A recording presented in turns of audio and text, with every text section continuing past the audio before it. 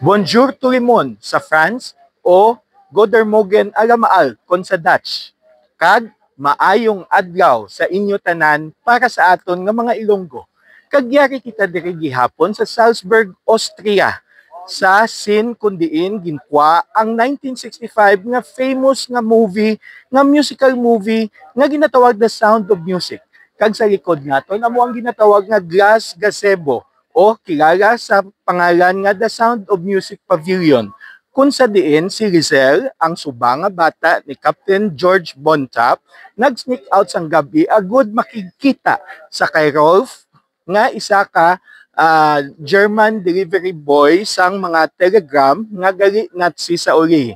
Sa siningasin, ginkantahan ni Rolf si Rizel sang mga going to adulthood nga mga romantic kag love songs kapareho sang I am 16 going on 17.